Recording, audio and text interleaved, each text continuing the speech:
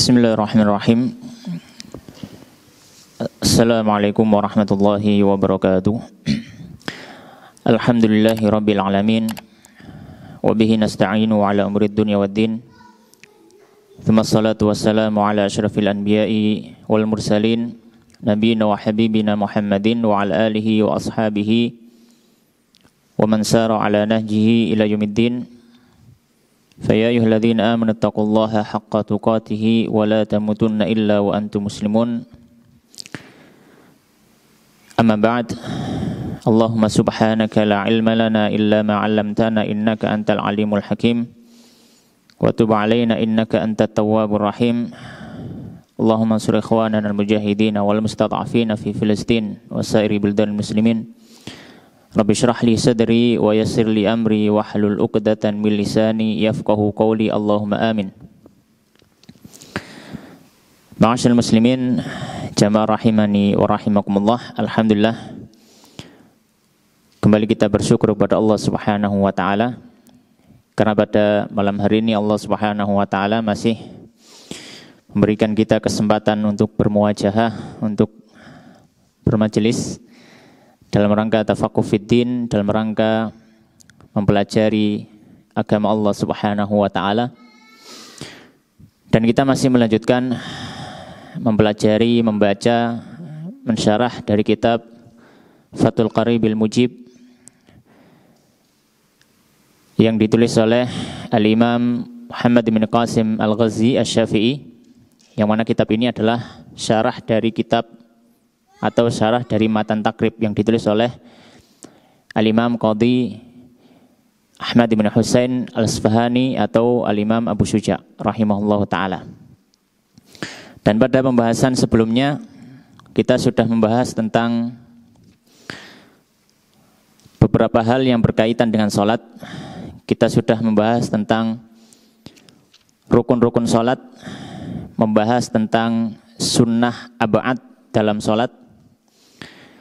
Maka insya Allah pada malam hari ini kita akan membahas sunnah hayat, yang mana pada pertemuan sebelumnya kita sudah sedikit membaca dari sunnah hayat ini. Tidak masalah, kita akan membaca kembali sebagian daripada sunnah hayat tersebut. Dan sebelum kita baca, kita mengingatkan kembali bahwasanya dalam pengistilahan fikih mazhab Syafi'i, sunnah dalam sholat terbagi menjadi dua.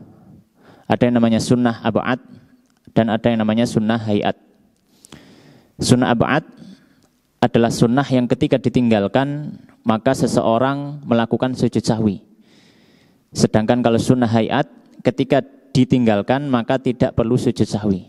Itu titik perbedaan yang membedakan antara sunnah ab'ad dengan sunnah hayat. Baik. Maka di sini kita mulai membaca beberapa sunnah-sunnah hayat di dalam sholat, yang mana sunnah-sunnah ini adalah sebagai penyempurna daripada sholat seseorang, yang hendaknya seorang tidak meninggalkannya. Dan kalaupun seseorang meninggalkan salah satu dari sunnah-sunnah hayat ini, maka tidak perlu sujud sahwi. Tidak perlu sujud sahwi.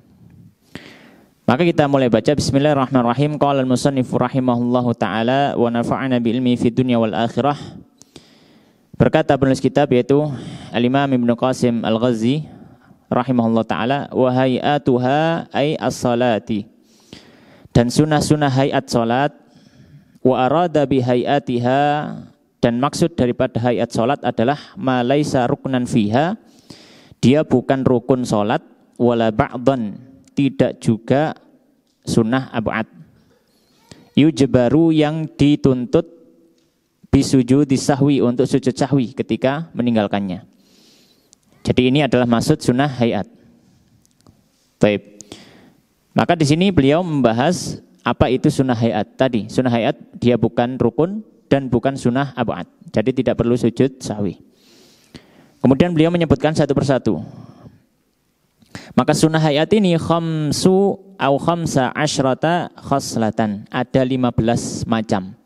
15 macam sunnah hayat ini sebagaimana disampaikan oleh penulis Imam Ibnu Qasim bukanlah pembatasan, akan tetapi apa yang disebutkan oleh beliau. Kalau kita melihat kepada kitab-kitab yang istilahnya mutawalat, yang lebih panjang, lebih tebal, lebih rinci pembahasannya, maka kita akan dapati lebih daripada 15. Tapi kalau hal kita baca apa yang disampaikan oleh beliau. Maka di sini ada 15. Apa saja? Yang pertama, raf'ul yadaini, mengangkat kedua tangan inda takbiratul ihrami, ketika takbiratul ihram. Ila hadwi mankibaihi, hingga sejajar dengan pundaknya. Hingga sejajar dengan pundaknya. Ya.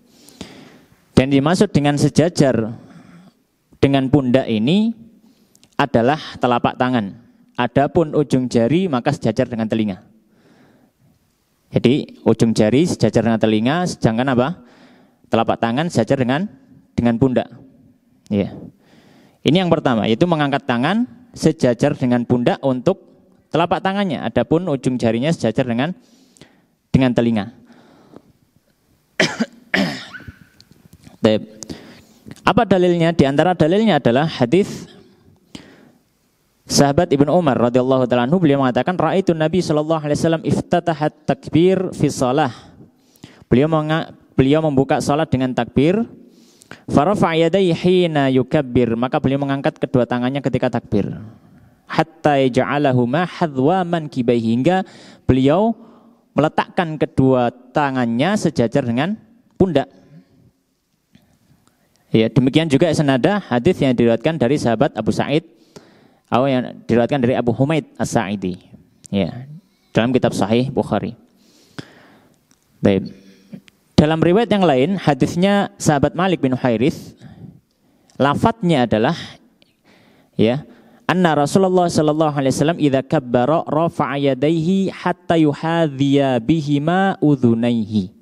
Nabi SAW ketika beliau bertakbir mengangkat kedua telapak tangannya sampai sejajar dengan telinga. Jadi hadis pertama sejajar dengan pundak, hadis kedua sejajar dengan telinga. Maka para fuqaha supaya tidak ada hadis yang terbuang maka dimaknai. Bagaimana maknanya?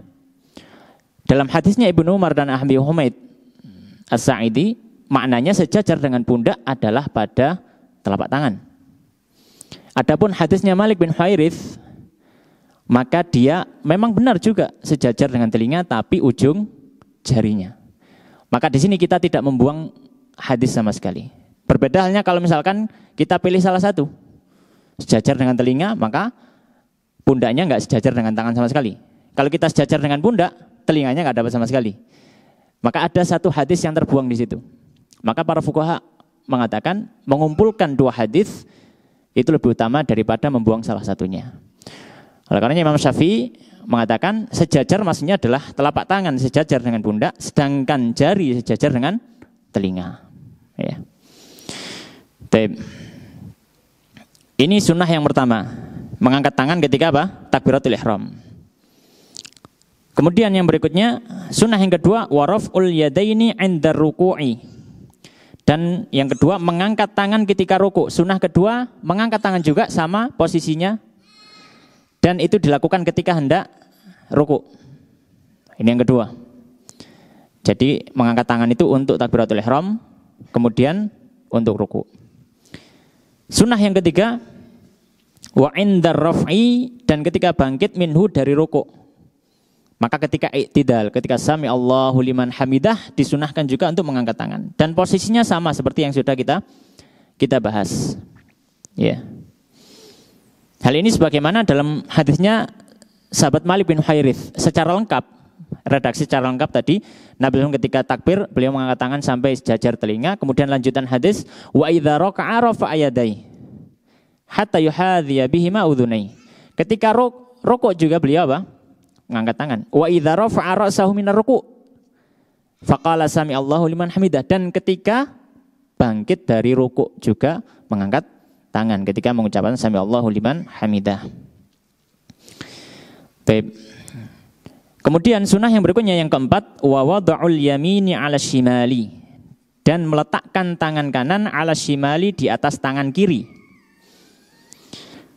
yaitu bersedekap.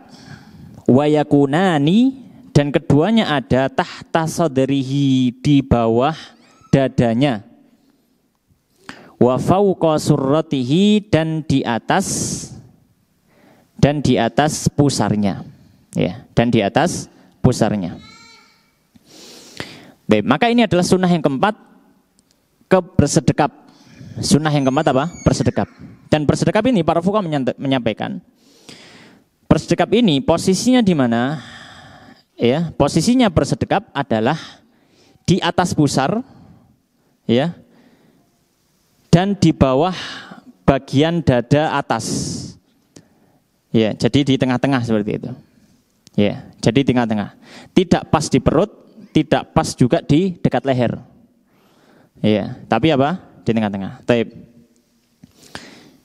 Apa landasannya?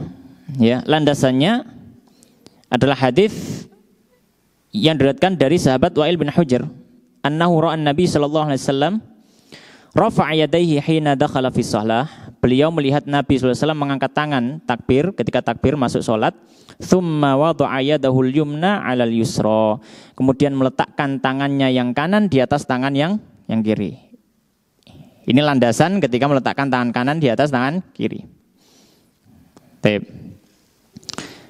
Dalam riwayat yang lain, dalam hadis yang lain, ya,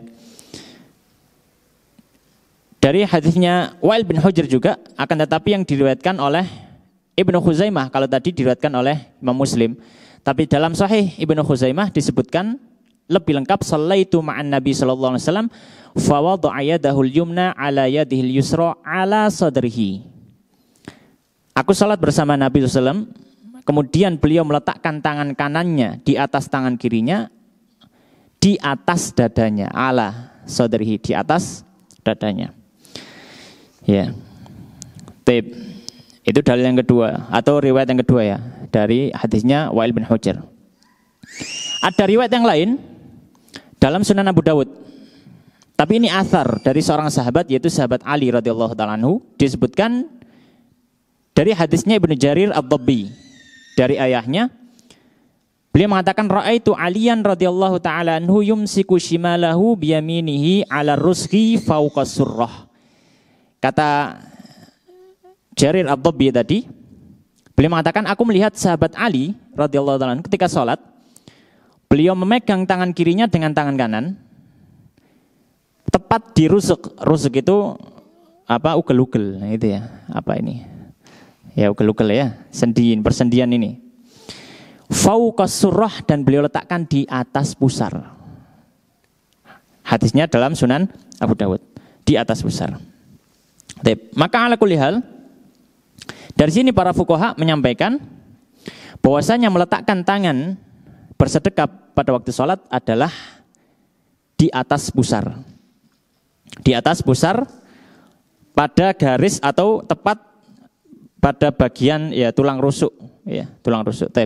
Kalau misalkan ada yang berpendapat bahwasanya yang sunnah adalah meletakkan di dada yang paling atas, ya. Karena memang dalam teks hadis semuanya itu ala sadrihi atau fauqa ala sadrihi, gitu, di atas dadanya.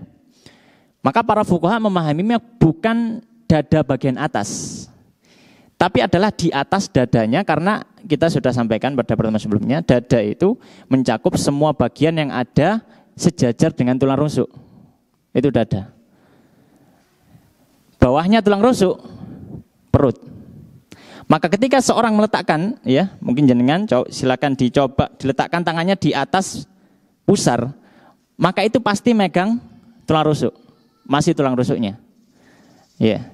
Jadi dalam hadis para fuqaha memaknai bahwasanya ketika meletak, yang dimaksud dalam hadis, lafaz hadis ala sadrihi, bukan yang dekat leher, akan tetapi apa?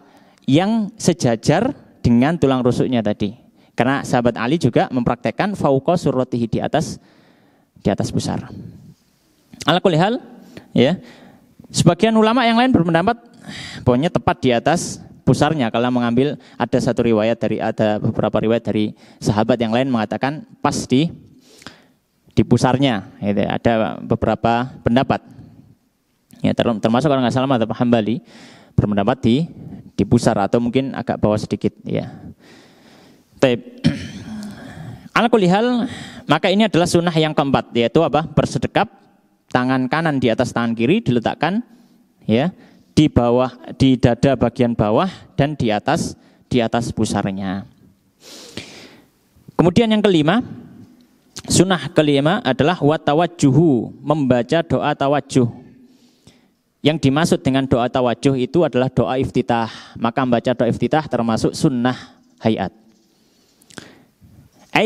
Yaitu qaulul musalli, ucapan orang yang sholat akibat taharrumi, setelah takbiratul ihram dia membaca doa wajjahtu wajhiya lilladzi fataras samawati wal arda ila akhir hingga akhir ayat, karena itu ngambil dari ayat wajjahtu wajhiya lilladzi fataras samawati wal arda hanifan musliman wa ma ana minal musyrikin. Ya. Inna salati wa nusuki wa mahyaya wa mamati lillahi rabbil alamin la syarika lahu wa bidzalika dan seterusnya. Ya. Maka di sini intinya adalah membaca doa iftitah. Akan tetapi para ulama lebih memilih, kalau disuruh milih gitu ya, lebih memilih doa ini wajjahtu itu. Ya, ini wajjahtu. Kenapa? Yang pertama, ini wajjahtu ini juga lafadz yang ada di dalam Al-Qur'an. Ya, ada riwayatnya doa iftitah ini dalam hadis, dan dia juga berkesesuaian dengan lafadz yang ada dalam Al-Qur'an. Dalam Al-Qur'an ada ya, lafadz semacam itu dalam surat Al-An'am. Ya. Maka lebih dipilih ya ini wajjahtu. Kalau misalkan membaca Allahumma ba'id ba'ini ya boleh juga. Silakan. Yang penting membaca apa? Doa iftitah. Oleh karenanya di sini penulis melanjutkan wal muradu, dan maksudnya di sini an yaqulal musalli ba'da taharrum, yaitu orang yang sholat membaca setelah takbiratul ihram doa al-iftitah hadhil ayata, membaca doa iftitah dengan ayat ini au ghairaha, atau selain ayat ini. Yang penting apa? Doa iftitah mimma warada fil istiftah, dari apa yang ada dalam riwayat-riwayat doa iftitah. Maka silakan dibaca yang dihafal atau yang dia sudah terbiasa dengan itu, silakan ya. Baik. Kemudian ma'asyiral muslimin jamaah rahimani wa rahimakumullah. Sunnah yang keenam yang berikutnya, qala wal isti'adzatu, dan isti'adzah ba'da tawajjuhi, setelah membaca doa istiftah. Ya. Dan isti'adzah ini ya, beliau mengatakan wa tahsulu bi kulli lafdhin, dan bisa dilakukan dengan setiap lafadz yastamilu ala ta'awudhi, yang mengandung unsur atau makna ta'awudz. Yang penting ada lafadz a'udzu, ya, a'udzubillah, ya, ada lafadz itu. Maka itu cukup. Tapi yang afdal, kata beliau, wal afdalu, yang lebih afdal dengan membaca a'udzubillahi minasyaitonir rajim. Yang paling afdal, ya. Jadi setelah istiftah, maka dia apa? Baca isti'adzah, ta'awudz, a'udzubillahi minasyaitonir rajim. Yang paling afdal membaca a'udzubillahi minasyaitonir rajim, a'udzubillahi samil alimi minasyaitonir rajim, boleh juga. Tapi kata beliau, tapi yang paling afdal adalah dengan membaca a'udzubillahi minasyaitonir rajim. Ya. Kenapa kok memilih lafadz ini a'udzubillahi minasyaitonir rajim, tidak memilih lafadz a'udzubillahi samil alim? Padahal lebih banyak. Karena lafadz ini juga yang ada di dalam Al-Qur'an. Wa idza qara'tal Qur'ana fasta'idz billahi minasyaitonir rajim. Dalam Al-Qur'an fasta'idz billahi minasyaitonir rajim. Cuma menyebutkan syaitonir rajim, gitu aja. Maka lebih dipilih, lebih disukai oleh Imam Syafi'i daripada lafadz yang lain, karena dia juga senada dengan lafadz Al-Qur'an. Tapi kalau misalkan yang lain juga boleh, ya. Baik. Maka ini termasuk kesunahan membaca ta'awudz. Baik. Dalilnya apa? Ya. Dalilnya adalah tadi ayat yang kita baca, Allah Subhanahu wa taala firman di dalam surat An-Nahl ayat 97. Allah menyampaikan fa idza qara'tal Qur'ana fasta'idz billahi minasyaitonir rajim. Dan apabila kamu membaca Al-Qur'an, maka mintalah perlindungan kepada Allah dari setan yang terkutuk. Maka kapanpun kita ingin membaca Al-Qur'an, disunnahkan untuk membaca ta'awudz. Apalagi kita dalam sholat. Ini konteksnya kita membaca apa? Al-Fatihah. Ya, setelah istiftah kan Al-Fatihah, tapi kita sunnah untuk membaca apa? Doa membaca ta'awudz. Baik. Sunnah yang berikutnya, sunnah yang ketujuh sekarang. Beliau mengatakan qala wal jahru fi maudhi'ihi, dan mengeraskan bacaan di tempat mengeraskan bacaan. Wahwa, dan tempat mengeraskan bacaan itu adalah as-subuhu, salat subuh, wa aulaya al-maghribi wal isya'i, dan 2 rakaat pertama dari salat maghrib dan salat isya, wal jumu'ati, dan salat Jumat, wal jumu'atu, dan salat Jumat, wal idani, dan 2 salat id. Maka ini adalah tempat-tempat yang disunahkan untuk mengeraskan bacaan. Jadi mengeraskan bacaan waktu sholat, ya, itu hukumnya adalah sunnah hayat. Ya, sunnah hayat.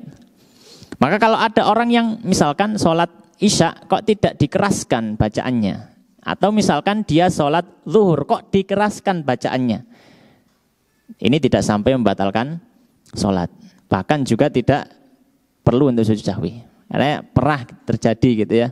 Kita pernah sholat, waktu sholat zuhur jamaah, ya, jamaah. Kemudian tiba-tiba yang imamnya itu, imam kita, sholat zuhur itu membacanya keras, Al-Fatihah dan suratnya. Waktu itu kita masih anak-anak ya, agak bingung gitu, ini gimana sholat isya agak gitu ya. Ya gitulah, kalau nggak punya ilmu ya, jangan bingung ya. Ya makanya belajar itu adalah suatu yang wajib kata Nabi Shallallahu Alaihi Wasallam, apalagi belajar ilmu agama. Kita akhirnya bingung, waduh gimana ini? Ya, akhirnya ya wis dianggap sah gitu, karena kita ya itu bukan menentu apa, kesimpulan itu diambil bukan dengan ilmu ya, karena dengan malasnya kita aja untuk mengulangi sholat gitu ya, akhirnya dianggap sah itu. Karena memang secara hukum fikih ya sah saja, ya. Tapi aku lihat termasuk kesunahan adalah mengeraskan bacaan di tempat yang keras. Wal israru, dan melirihkan bacaan fi maudhi'ihi, di tempat untuk melirihkan bacaan. Ya, kapan itu? Wa huwa ma'adal ladzi dzukira, dan yang dilirihkan adalah di salat-salat atau di tempat-tempat yang tidak disebutkan. Berarti salat apa? Salat zuhur, salat asar. Maka ini apa? Melirihkan bacaannya, ya. Maka dia melirihkan bacaannya. Dan para ulama memberi suatu kaidah umum secara asal. Kalau sholat itu, ya secara asal, kalau sholat itu dilaksanakan setelah munculnya matahari dan sebelum tenggelamnya matahari, maka dia hukum asalnya sir. Hukum asalnya apa? Sir, yaitu dengan lirih. Tapi kalau sudah tenggelam matahari sampai sebelum terbitnya fajar, sampai sebelum terbitnya matahari, maka dilakukan secara jar, keras. Kaidah umumnya, tentu saja nanti ada pengecualian. Misalnya sholat Jumat, siang hari tapi keras. Sholat Id, siang hari tapi keras. Ya, tapi secara asalnya, istilahnya sholat yang lailiyah itu keras. Sholat yang sifatnya malam hari itu keras. Sholat yang siang hari, maka dia lirih. Itu hukum asalnya. Ya, tentu saja dengan pengecualian-pengecualian. Baik. Dalilnya apa? Ya, dalilnya banyak. Dalam riwayat-riwayat diantaranya seperti hadisnya Al-Barra ibn Azib radhiyallahu ta'ala, beliau mengatakan, sami'tun Nabi sallallahu alaihi wasallam yaqra'u wattini wazaitun fil isya. Kata sahabat Barra, aku mendengar. Mendengar itu berarti bacanya Nabi apa? Keras. Kata sahabat Barra, aku mendengar Nabi sallallahu ketika salat isya membaca surat At-Tin. Wattini wazaitun. Wa ma sami'tu ahadan ahsana sautan minhu, dan aku tidak pernah mendengar seorang yang lebih bagus suaranya daripada Nabi. Itu isya. Dan yang lain misalkan hadisnya Jubair bin Mut'im, beliau mengatakan sami'tu Nabi sallallahu alaihi wasallam qara'a fil maghribi bitur. Membaca, aku mendengar Nabi membaca pada salat maghrib surat At-Tur. Ya. Wattur wa kitabim mastur dan seterusnya itu. Dan itu lafadznya sami'tu, aku mendengar, berarti Nabi keras. Adapun lirih, ya.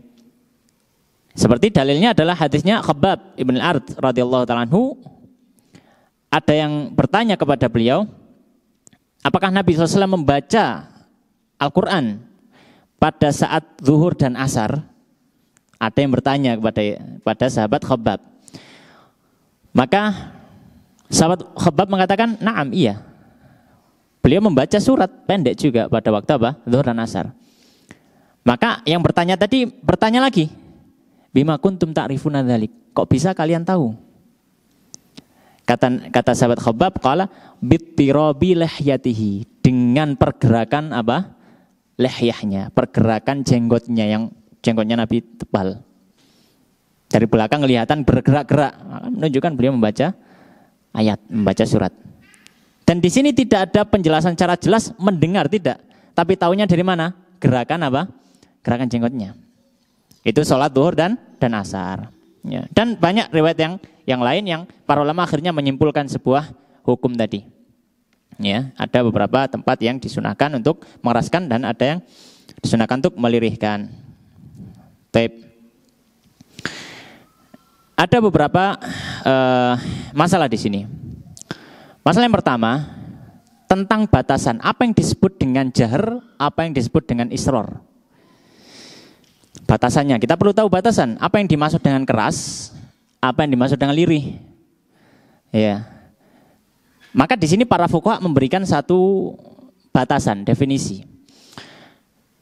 Jahar itu batas minimalnya adalah dia membaca, mengeluarkan suara, bisa terdengar oleh dirinya dan orang yang ada di dekatnya. Dan orang yang ada di dekatnya. Itu batas minimal jahar. Ya, batas minimal apa? Jahar. Ya, sebenarnya disebutkan oleh para fuqaha. Nah, kalau asir, ya, atau apa namanya, lirih, ya, lirih itu maka dia membaca, mengeluarkan suara yang dapat didengar oleh dirinya, namun tidak sampai didengar oleh orang yang ada di dekatnya. Orang yang ada di dekatnya itu maksudnya ya jarak yang biasa orang bercakap-cakap, bukan dekat sekali, bukan. Makanya orang yang bercakap-cakap biasanya jaraknya seberapa gitu loh, normalnya. Ya, maka ketika mengeluarkan suara kemudian didengar oleh orang yang mungkin di hadapannya, nah itu sudah masuk jahar. Kalau dia mengeluarkan suara, tapi orang di depannya tidak dengar, dia sendiri dengar, maka itu dinamakan sir. Dinamakan apa? Sir. Maka di sini muncul sebuah permasalahan. Apa masalahnya?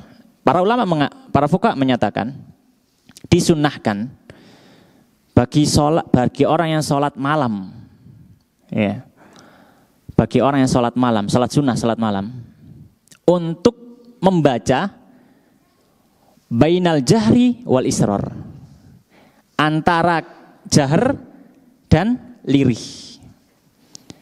Masalahnya mana batasan jahar dan lirih kalau gitu?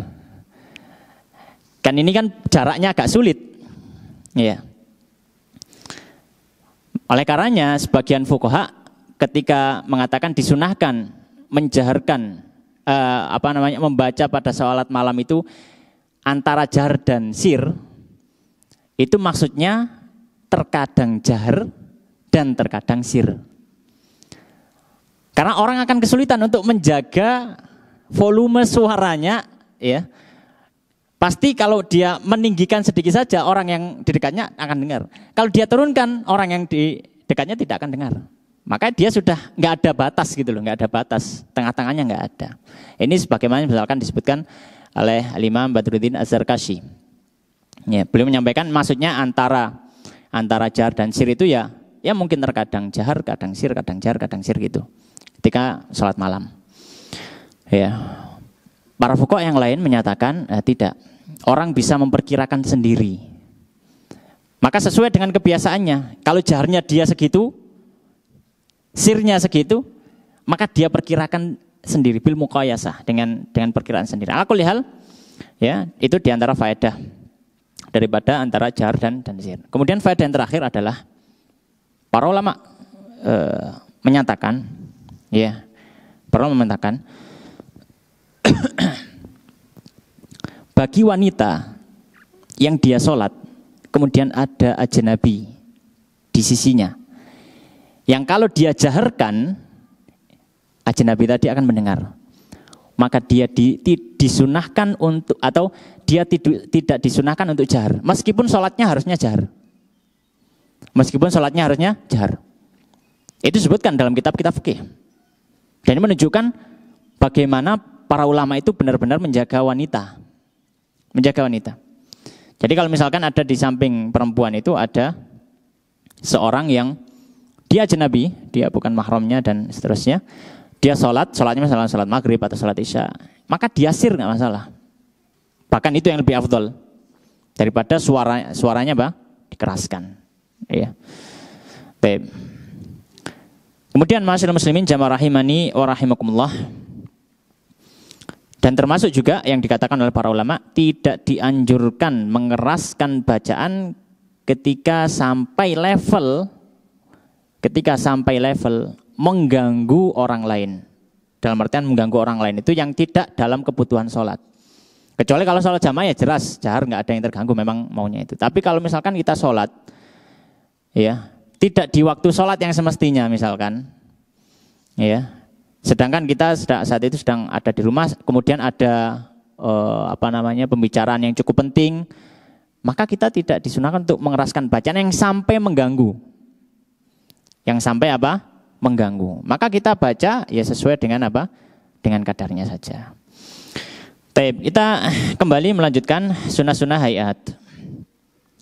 Qala al-musannifu rahimallahu taala wa ta'minu. Sunnah hayat yang berikutnya, wa ta'minu, dan membaca amin. Ta'min ya, bahasa istilahnya ta'min.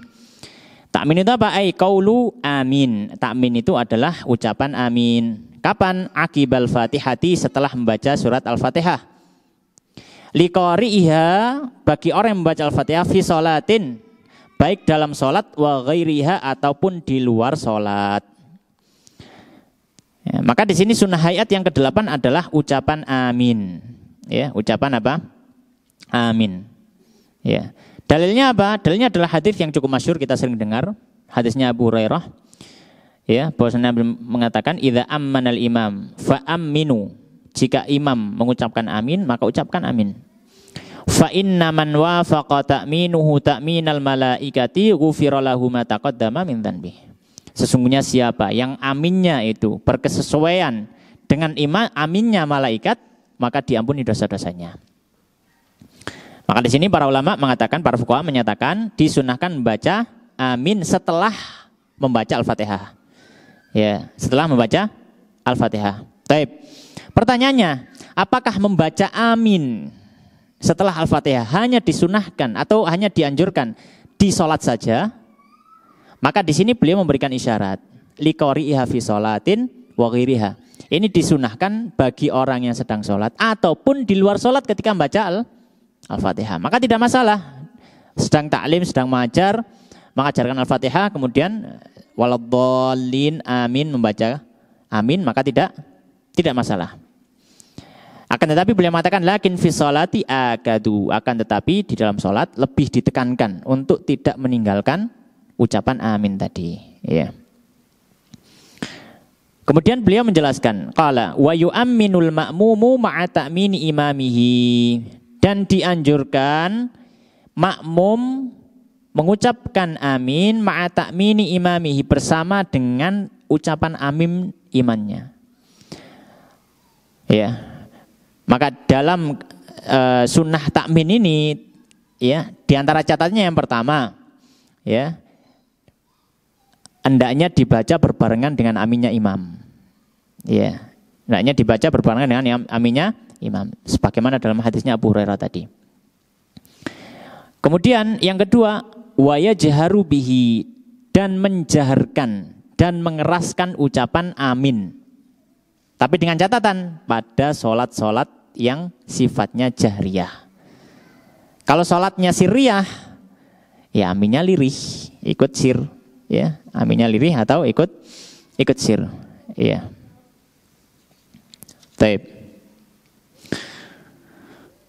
Kemudian ma'asyiral muslimin jamaah rahimani wa rahimakumullah. di sini barangkali mungkin kita ada yang sholatnya mungkin masbuk. Masbuk tetap berusaha membaca Al-Fatihah sedapatnya. Taruhlah dia membaca Al-Fatihah dan dapat sampai selesai. Dan imam sedang baca surat pendek. Taib.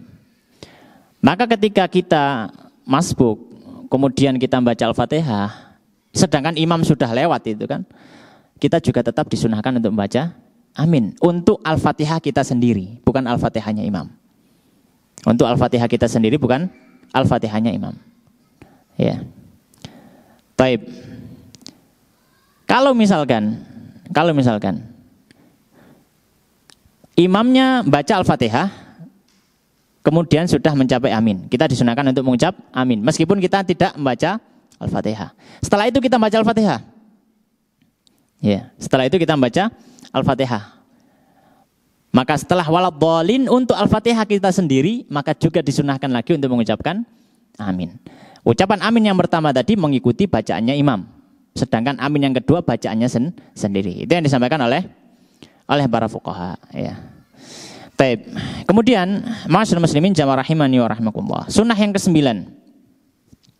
Wa qira'atu surati ba'dal Fatihati. Membaca surat setelah Al-Fatihah. Maksudnya surat di sini adalah surat pendek.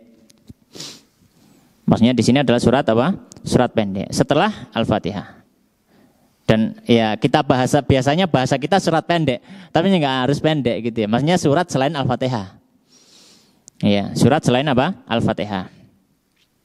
Dan ini berlaku bagi siapa? Li imamin, bagi imam, wa munfaridin, dan orang yang sholat sendiri. Maka disunahkan bagi imam atau orang yang sholat sendiri setelah Al-Fatihah membaca surat selain Al-Fatihah.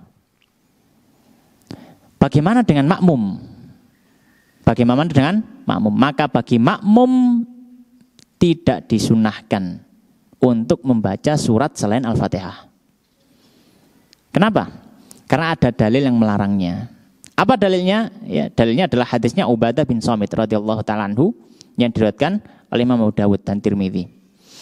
Ya, beliau mengatakan, kami dulu di belakang Nabi sallallahu alaihi wasallam, kunna khalfa Rasulillah sallallahu alaihi wasallam fi salatil fajr, pada waktu salat subuh. Faqara'a Rasulullah sallallahu alaihi wasallam, ya, fathaqulat alaihil qiraah. Kemudian ketika Nabi membaca surat, bacaannya berat, makanya agak nyandet-nyandet gitu loh, ya, berat bacaannya.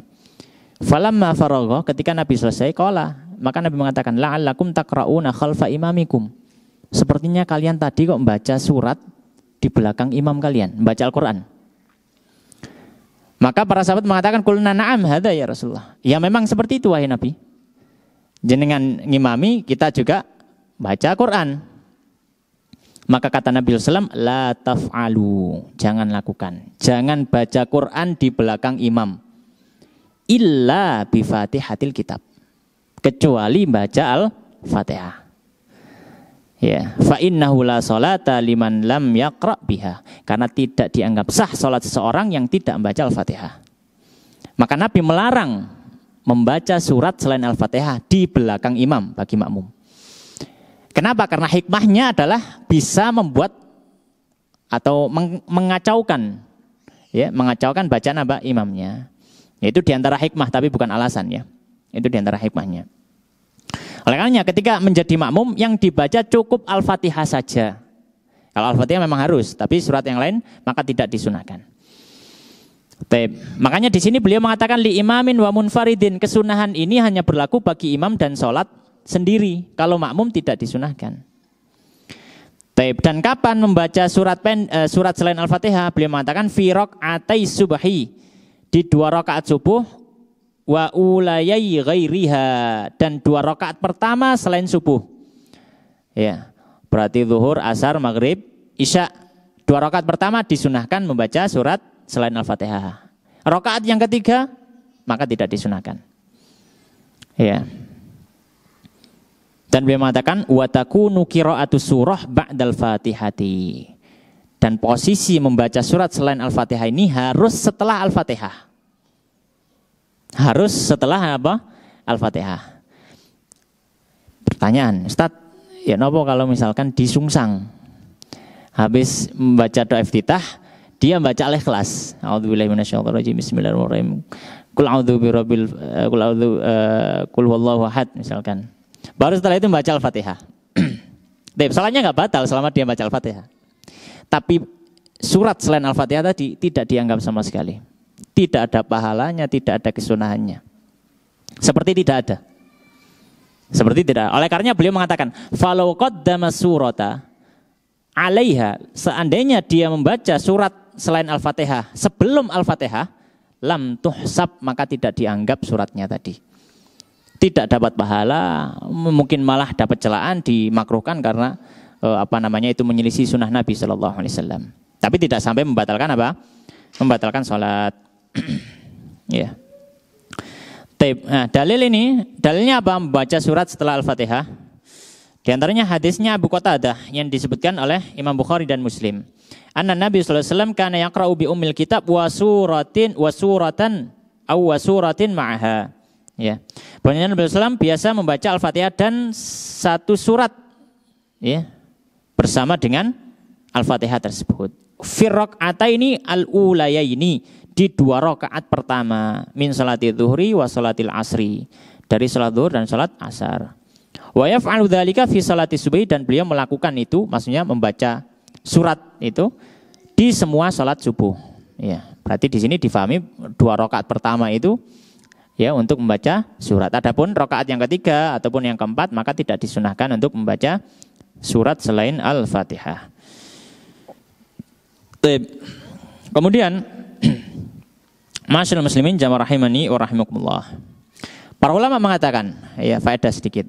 Para ulama mengatakan, ini juga disyaratkan oleh Imam Nawawi dalam kitabnya Tibyan fi Adabi Hamalatil Quran. Mana yang lebih afdal, membaca satu surat secara utuh atau ngambil potongan ayat. Al-Imam Nawawi dalam kitabnya Tibyan disebutkan juga oleh para ulama lebih mengutamakan, lebih afdal membaca satu surat secara utuh. Dan itu yang banyak diriwayatkan dari Nabi SAW. Jarang Nabi itu membaca cuma ujung ayat atau tengah surat gitu ya, jarang. Ketika diriwayatkan dari Nabi membaca surat At-Tin, Wat-Tur, Qaf, Al-Kafirun, Al-Ikhlas. Ya, dalam salat Jumat ya, Al-Jumu'ah, Al-Munafikun. Ya. Itu beliau baca sampai selesai. Tidak diambil depannya atau belakangnya, tidak. Oleh karenanya para fuqaha menyampaikan ya, dianjurkan atau yang lebih utama adalah membaca satu surat secara utuh. Itu lebih utama daripada penggalan dari surat, ya. Wallahu taala alam. Ya, meskipun sebagian dari para fuqaha menyampaikan kalau penggalan ayatnya itu lebih panjang, ya. Misalkan ayatud dain itu, ayat masalah utang piutang di akhir surat Al-Baqarah itu kan 1 halaman penuh itu. Itu dibandingkan dengan Inna a'tainakal kautsar misalkan, kan jaraknya lumayan jauh. Ada yang berpendapat kalau ayatnya panjang ya nggak masalah. Ya, tapi yang masyhur dari para fuqaha, ini pendapatnya Ibnu Hajar juga Al-Haytami, bahwanya secara mutlak satu surat secara penuh lebih utama daripada penggalan surat. Ya, wallahu taala alam. Baik, sunnah yang berikutnya, ya, beliau mengatakan qala, sunnah yang ke-10, wat takbiratu indal khafdhi, ya, dan membaca takbir ketika turun lirruku untuk ruku, warraf'i, dan ketika bangkit ayraf usalbi minar ruku, mengangkat ya punggungnya daripada ruku, ya. Wa qaul sami Allahu liman hamidah, dan ucapan sami Allahu liman hamidah hina yarfa'u ra'sahu minar ruku, ketika mengangkat kepalanya dari ruku, ya. Walau qala man hamidallahu sami'a, ya, man hamidallahu sami'a lahu kafa. Kalau seandainya dibalik teksnya, siapa yang memuji Allah maka Allah sungguhnya mendengarnya, maka diperbolehkan, ya. Baik, intinya di sini termasuk yang disunahkan pada waktu sholat adalah ucapan-ucapan yang menunjukkan gerakan. Istilahnya takbir intikal kalau bahasa yang lain, bahasa fikihnya. Kapan itu takbir? Ketika gerak. Ini termasuk sunnah hayat. Termasuk juga ucapan sami Allahu liman hamidah. Ya, termasuk juga apa? Sami Allahu liman hamidah. Ya, maka ini semuanya adalah sunnah. Ya. Wa makna sami Allahu liman hamidah, dan beliau memberikan catatan. Makna dari ucapan sami Allahu liman hamidah artinya apa? Taqabbalallahu minhu hamdahu wa jazahu alaihi. Itu Allah menerima pujian orang itu dan membalasnya dengan kebaikan. Ya. Wa qaulul musalli rabbana lakal hamdu, dan juga termasuk sunnah ucapan orang yang salat rabbana lakal hamdu idzan tasaba qaiman, ketika dia bangkit ketika dia bangkit dari rukuknya, yaitu i'tidal. Ya. Maka ini semuanya adalah sunnah hayat.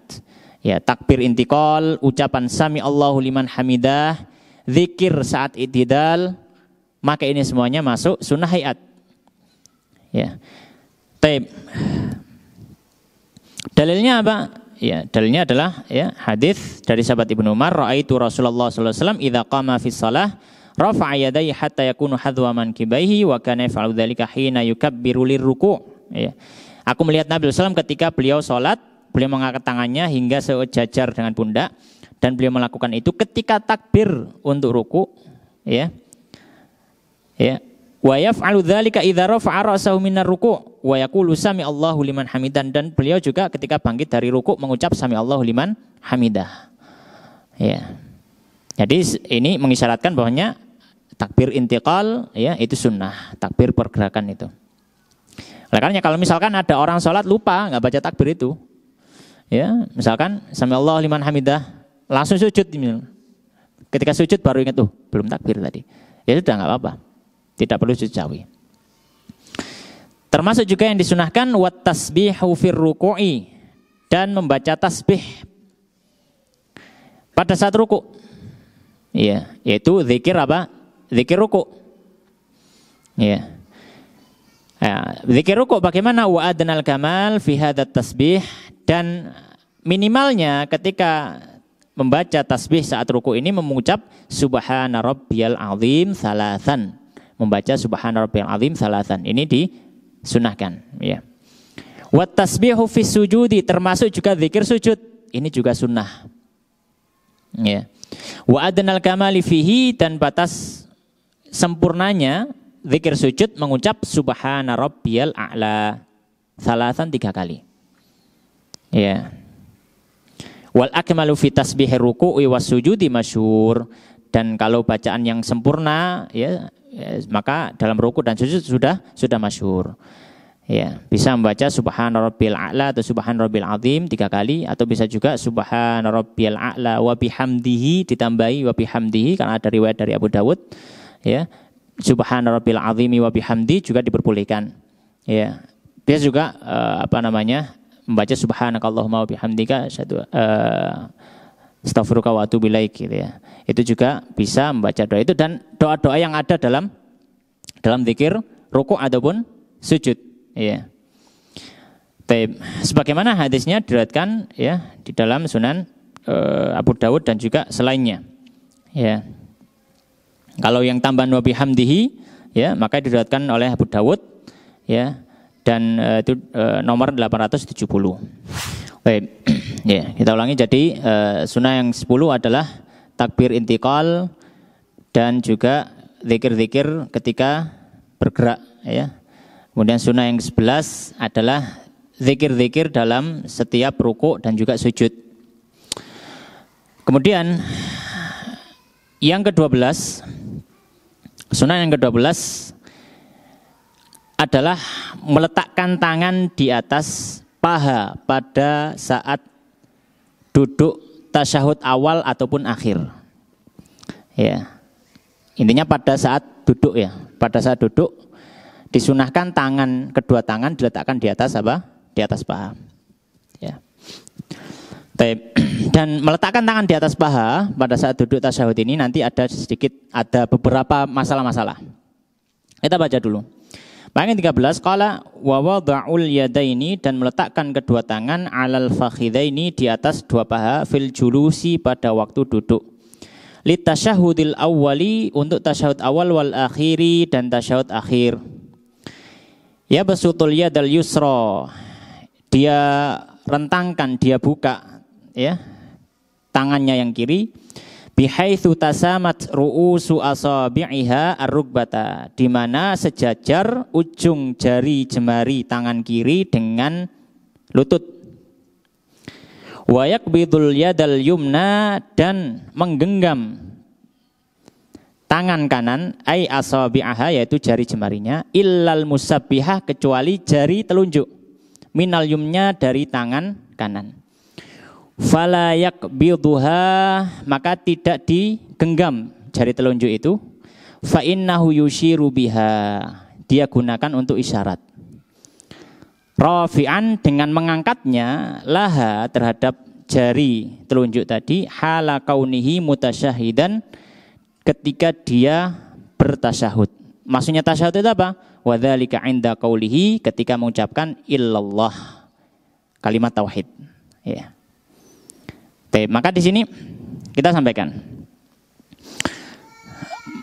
Para fuqaha memandang, atau menurut para fuqaha, ketika seorang duduk tasyahud awal ataupun tasyahud akhir, posisi yang pertama, ketika baru duduk, tangan terbuka semua, dan jari ini sejajar dengan lutut. Kalau misalkan ini lutut, maka jarinya sejajar dengan lutut. Tidak terlalu ditarik ya ke belakang, ke paha, tengah-tengah paha, tidak juga memeluk lututnya. Tapi dia sejajar dengan apa? Lutut. Ya, maka pertama kali duduk ditaruh, dua-duanya terbuka, kemudian setelah itu baru tangan kanannya menggenggam. Semua jari tangan kanan digenggam kecuali telunjuk. Di sini tambahan faedah, tidak disebutkan di sini. Dalam menggenggam ini ada berbagai macam cara, versi. Ada yang menggenggam seperti ini, tahlik namanya. Ada yang menggenggam biasa begini. Dan yang paling masyhur, dan ini yang dipilih oleh banyak dari para fuqaha, adalah menggenggam dengan mengisyaratkan angka 53. Dari mana angka 53? Apakah ini buat-buatan saja? Tidak, ada hadisnya dalam Sahih Muslim.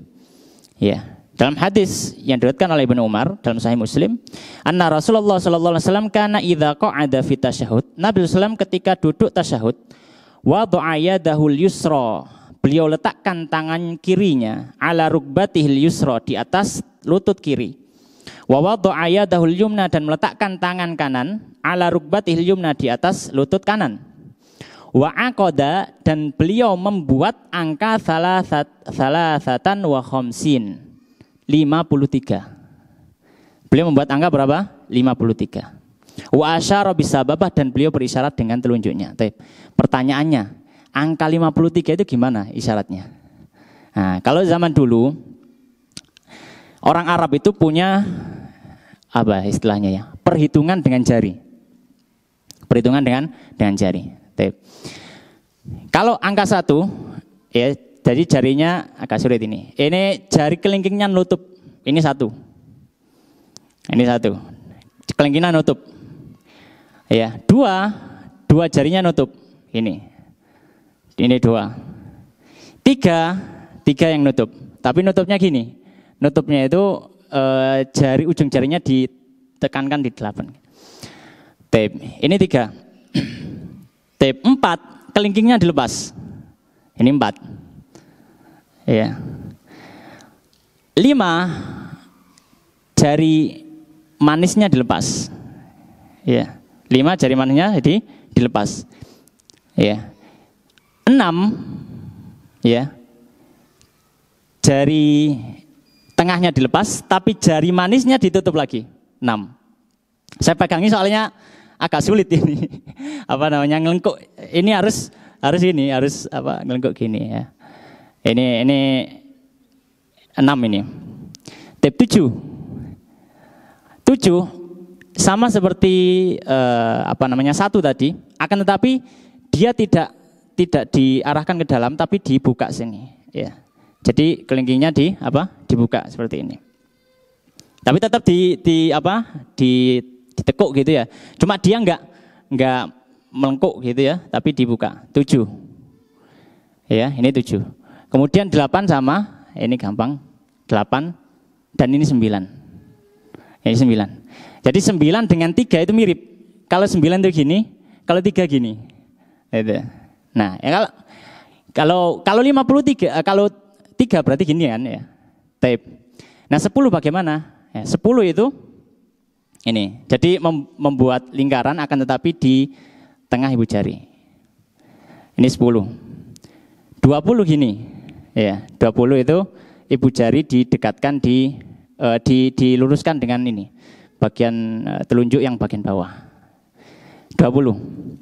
30 gini, lingkaran. Tapi ini dapatnya ibu jari ketemu, ujung ibu jari ketemu apa? Ujung telunjuk. 30. Ya, ini 30. 40 jempol ditaruh samping telunjuk.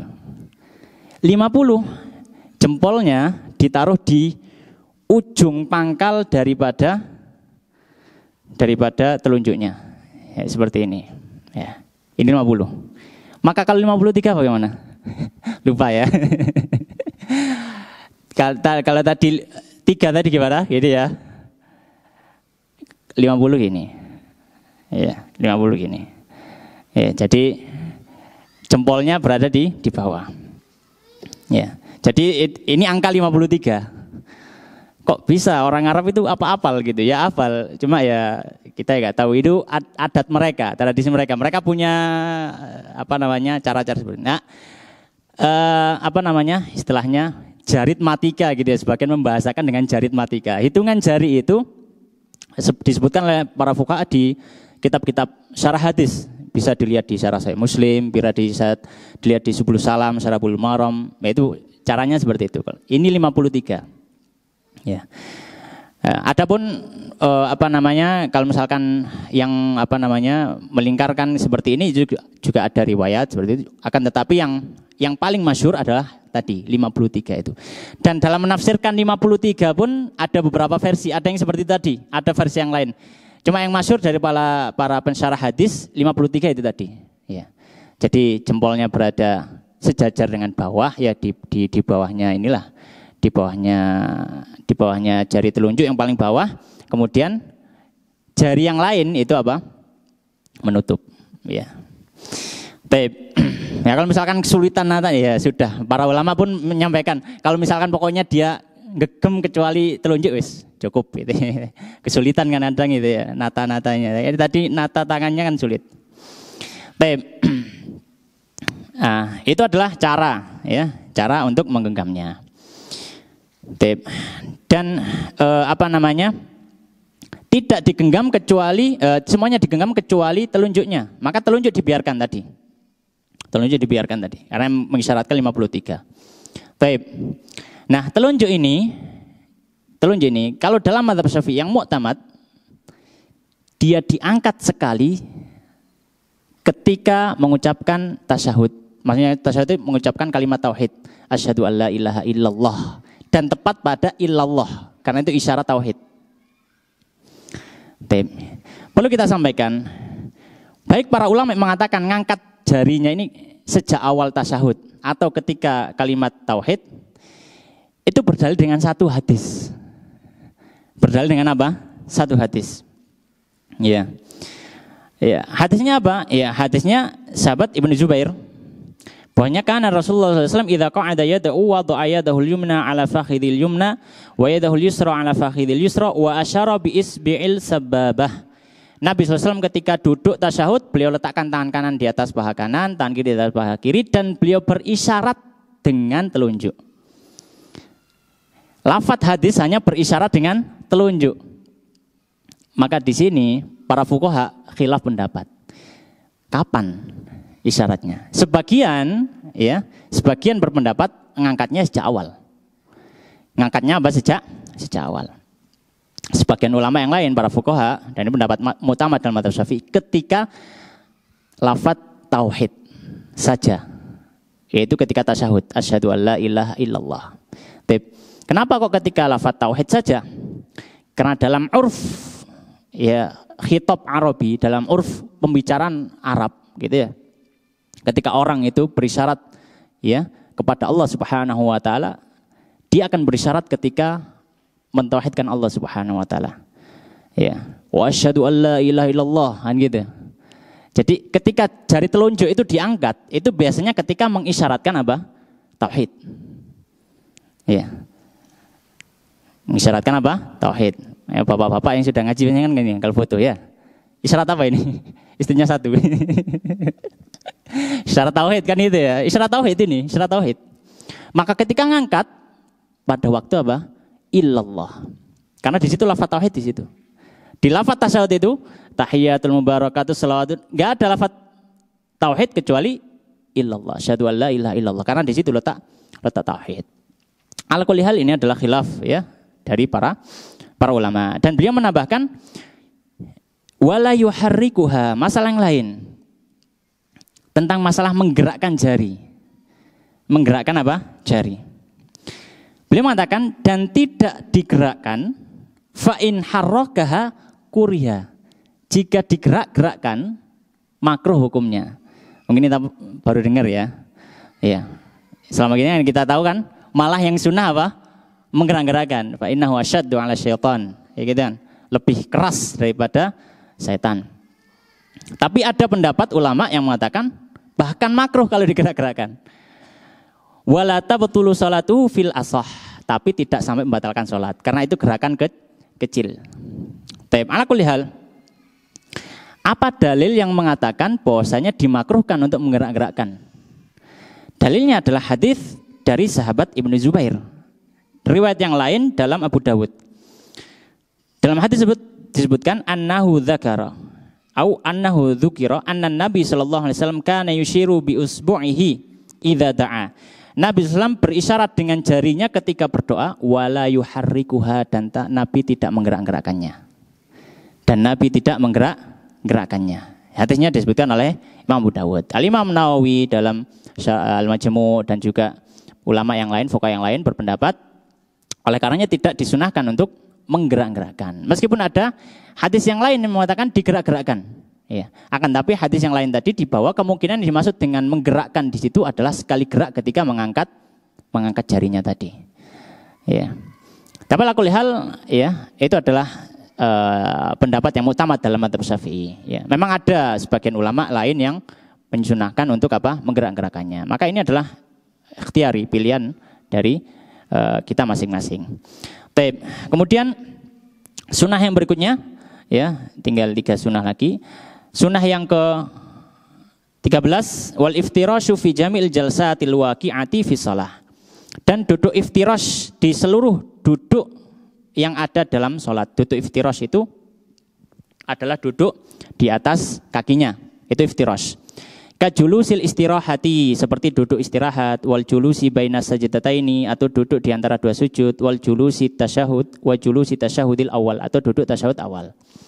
Maka disunahkan dalam sholat ya untuk duduk iftirash, duduk di atas kakinya. Dan kaidahnya gini. Kaidah yang mudah adalah semua duduk yang setelahnya bukan salam caranya dengan iftirash. Semua duduk yang setelahnya bukan salam caranya iftirash. Sebaliknya, semua duduk yang setelah itu dia salam duduknya tawarruk. Dalilnya apa? Dalilnya adalah hadis Rifa'ah bin Rafi' radhiyallahu ta'ala anhu, bahwa Nabi SAW beliau mengatakan fa idza jalasta fi wasatis shalah, jika engkau duduk di tengah salat, fatma'inna, maka tenanglah, waftarish fakhidakal yusra, dan hamparkan kakimu yang kiri, tsumma tasyahhad, kemudian tasyahudlah. Maksudnya hamparkan kakimu yang kiri, duduklah di atasnya. Ya.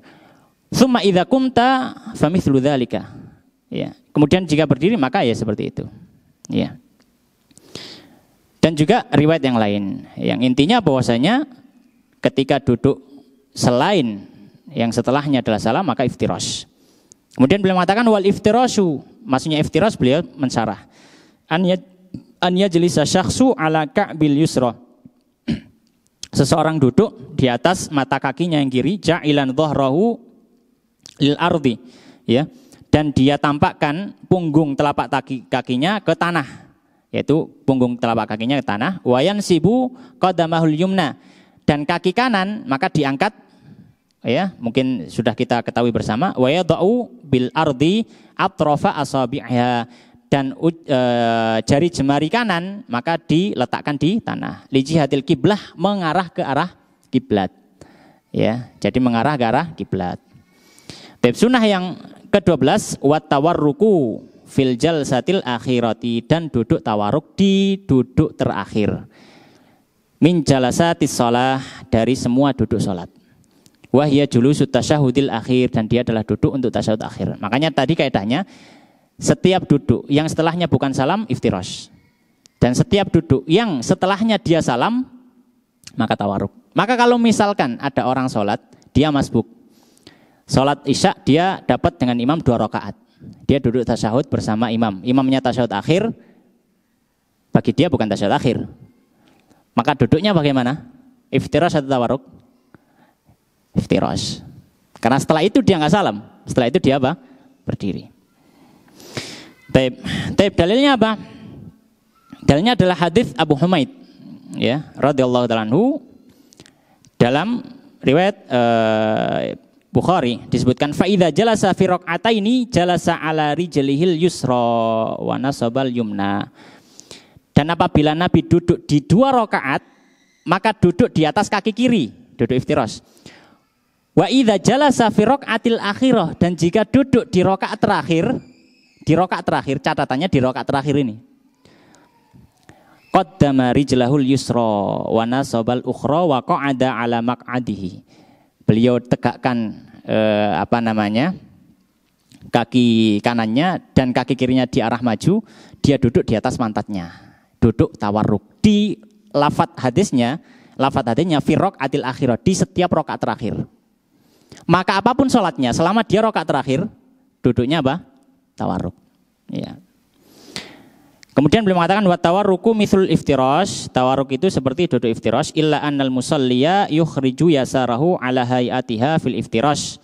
Hanya saja orang yang sholat ketika duduk tawarruk, dia mengarahkan maju kaki kirinya, ya, min jihati yaminihi, dari sisi kanannya, wa yulsiku warikahu bil ardi, dan menempelkan pantatnya ke tanah. Dan beliau mengatakan amal masbuku wasahi fayaftarishan. Adapun orang masbuk, ya, atau orang yang mau sujud sahwi, karena dia bukan salam ya. Orang lupa dalam sholatnya, dia mau sujud sahwi kan sebelum salam. Dia tasyahud akhir, tapi posisi ketika tasyahud akhir dia duduknya iftirash. Karena setelah tasyahud akhir dia bukan salam, dia mau sujud lagi untuk sahwi. Maka di sini apa? Iftirash. Baru setelah sahwi yang kedua, sujud sahwi yang kedua, dia duduk, baru di situ dia tawarruk. Ya, kaidahnya tadi, kaidah mudahnya tadi. Setiap duduk setelahnya bukan salam, iftirash. Setelah duduk, setelahnya itu salam, tawarruk. Itu kaidahnya. Yang terakhir, sunnah yang terakhir, wa taslimatu tsaniyah, mengucap salam yang kedua. Ya, salam yang kedua pada waktu sholat. Assalamualaikum warahmatullahi wabarakatuh. Amal ula, adapun salam pertama, fasabaqa anha min arkanis shalah, maka dia termasuk rukun salat, ya. Demikian yang bisa kita bahas pada malam hari ini. Wallahu taala alam.